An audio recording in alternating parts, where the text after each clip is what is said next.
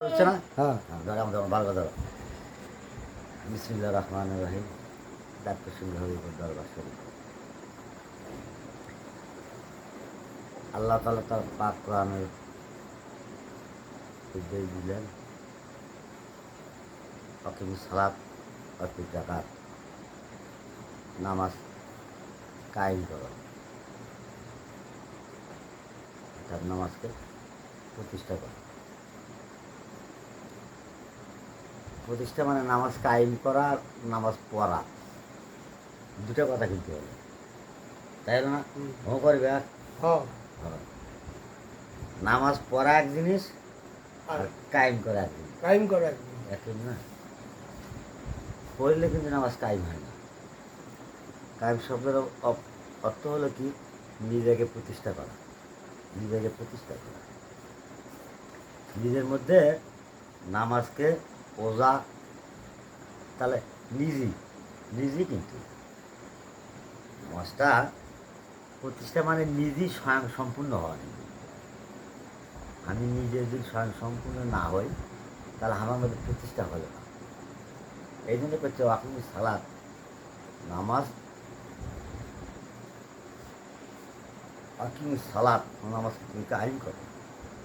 কায়েম করার অর্থটাই আগে নিজেকে নিজে চেনা নেই। যখন তুমি নিজ সম্বন্ধে জানবে, বুঝবে যে আমি কি, আমি কেরা, তখন তুমি নামাজ তোমার প্রতিষ্ঠা করবে। যখন তুমি নিজেকে জানলে বা চিনলে, অর্থাৎ নিজের সম্পর্কে কিছু ধারণা আসলো যে আমি কি, আমি কি বস্তু, যখন তুমি এটা তোমার ভাবে যখন প্রতিষ্ঠা হয়ে গেল, তখন তোমার নামাজ প্রতিষ্ঠা হলো। তারই নাম হলো আকিমুস সালাত, নামাজকে তুমি কায়েম করো, অর্থাৎ আর মাল থাকে তুমি জাকাত। নামাজ ওয়াকিমুস সালাত ওয়াতু জাকাত, নামাজ কায়েম করো আর মাল থাকে তুমি জাকাত, একসাথে কিন্তু করলো। তে যেমন আমরা নামাজ পড়তেইছি প্রত্যেক দিন, আর জাকাত দিচ্ছি 1 বছর অন্তর, হলো দুটি একসঙ্গে বলছে। যাক, নিজেকে প্রতিষ্ঠা করার নাকি কান দিয়ে একটা, তুমি যদি একটা আহালে বায়াতের মাধ্যমে, আহালে বায়াতের মাধ্যমে যদি তুমি কিছু জ্ঞান তোমার অর্জন, দেখা যাচ্ছে কষ্ট। জ্ঞান অর্জন না করে, একটা আহালে বায়াতে যদি সমর্পণ না নেও, বা আহালে বায়াতের কাছে যদি তুমি আত্মসমর্পণ না করো, তাহলে তুমি নিজেকে কখনো চিনবে, নিজে চিনবে না। তাহলে নিজে চিনবার গেলে, নিজেকে নিজে বুঝবার গেলে, তাহলে একটা গুরুর কাছে যাওয়া নেই, অর্থাৎ একটা মুর্শিদের কাছে, আহালে বয়াতের কাছে, নায়েবের আসুক, তার কাছে যা যখন বয়াত হবা, তার কাছে যা যখন জ্ঞান অন্বেষণ করার জন্য যখন তুমি বয়াত হবা, তখন তুমি তুমি সেই গুরু তোমার সম্বন্ধে জানিয়ে দিবে। যেমন কতগুলো সাধকে বলতেছে যে আগে আপন কে চেনো, পরে গুরুকে মানো, দেহ বাস করে আনো। তাহলে তাহলে আগে তুমি নিজেকে চেনো, চেনার পরে তারপরে তুমি, তখন তুমি নিজেকে নিজে চিনলে, তখনই তুমি পাস হইলে, গুরু মানলে। গুরু সম্বন্ধে জানা নয়, গুরু সম্বন্ধে তোমার জানার দরকার নেই। গুরুকে তুমি তার চরণ, সে যে তোমার যথেষ্ট।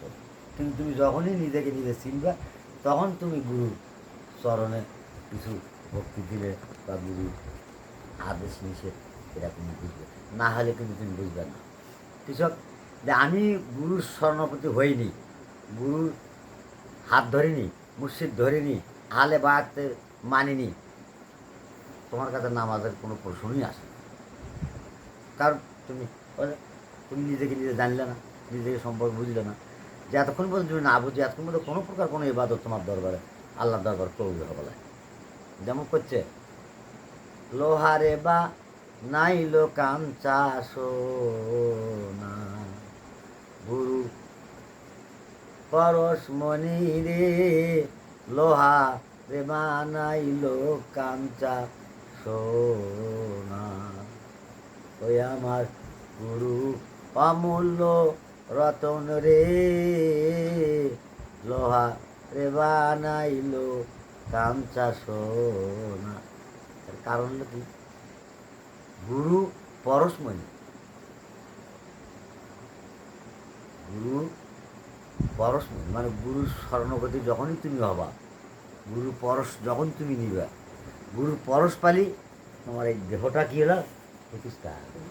তুমি গুরুকে গুরু সেনার জায়গায় তুমি গেলে, গুরুর পরশ পেলে, অর্থাৎ গুরুর চরণে। যখনই তুমি গুরুর চরণে যাবা তখনই তোমার দেহ সোনা হয়।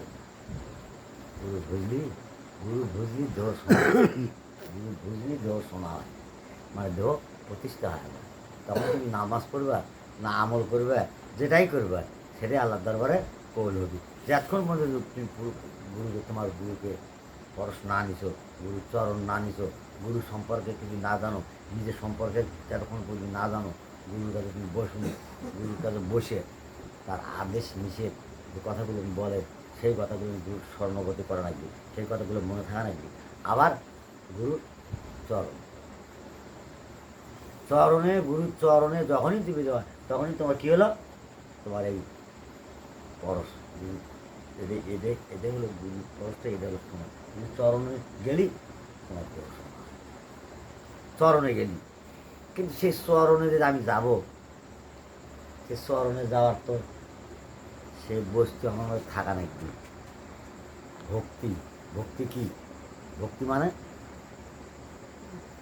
তুমি গুরুর কাছে বিলীন হওয়া। ভক্তি শব্দের অর্থ হলো কি, গুরুর কাছে মানে বিলীন হওয়া। যদি তুমি বিলীন না হও তাহলে তোমার ভক্তি হলো না, তোমার মধ্যে নামাজও প্রতিষ্ঠা হলো না। আকিমুস সালাত অতুল জাকাত, নামাজ কায়েম করে বলো। গুরুর মাধ্যমে যখন তুমি নামাজ পড়বা, গুরুর আদেশে মাত্র যখন তুমি নামাজ পড়ে, ওই নামাজটাই তোমার কায়েম হবে। তাছাড়া কিন্তু নামাজ কায়েম হবে না। তুমি নামাজ পড়তে পড়তে যদি কপাল করা ফেলে দাও আর গুরুর স্বর্ণগতি তোমার মধ্যে না থাকে, গুরুর চরণের ভক্তি যদি তোমার মধ্যে না থাকে, ও নামাজ পড়া, ওই নামাজ জীবনও পড়ে তুমি কোনো লাভ হবে না। আল্লাহ তার কোরআনের মধ্যেই বললেন, ইত্তাগু এলাহে ওসিলাতে আল্লাহ জাহেদু, তুমি একটা অভিজ্ঞ জ্ঞানীর কাছে যায়া কী করো, জ্ঞান অন্বেষণ করো। কোন জ্ঞান? এহকাল পরকালের জ্ঞান। যে জ্ঞানের দ্বারাই তুমি এহকালও নাজাত, পরকালও নাজাত। তাহলে দুটি এই জ্ঞানটা কার কাছে? সে যার কাছে তুমি ওসিলা তালাশ করো, অর্থাৎ তোমার একটা গুরু ধরার দরকার, তাই তোমাকে জানিয়ে দেবে। তাহলে তোমার সে নামাজটা কায়েম হলো, বাকি সালাত অর্থাৎ। আর যতক্ষণ পর্যন্ত একটা মানুষ গুরুর স্বর্ণপত্র না হয়, গুরুর প্রতি আকর্ষণ বা বয়াত হলো না, তার ভিড় শয়তান, তখন তাই আবদ্ধ নয়। কোরআনটা তো মাধ্যমে আসছে, মাধ্যমে যাচ্ছে না, যেভাবে মাধ্যমে কোরআন আসছে না, তাহলে যেভাবে মাধ্যমে যে কোরআন আসে, তাহলে তুমি নামাজটা পড়লে কার মাধ্যমে, কার মাধ্যমে? কয় মিনিট আছে?